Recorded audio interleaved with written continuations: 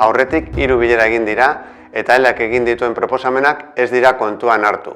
Eta gainera ez dugu proposamen horiei buruz inolako erantzunik jaso.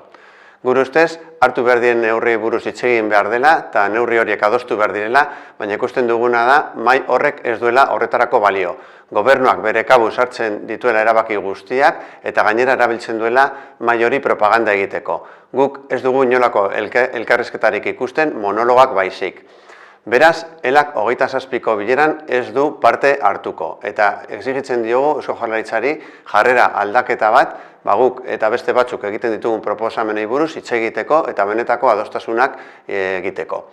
Zeintzuk dira guk egiten ditugun proposamenak, 3 arlotan egin ditugu proposamenak, prestazio sozialei buruz, beste alde batetik enplegua mantentzeko eta erten ondorioa gutxitzeko ere neurri zehatzak proposatu ditugu eta neurri hauek suposatzen duten gastoa finantzatzeko eskatzen dugu zerga erreforma potente bat egin behar dela.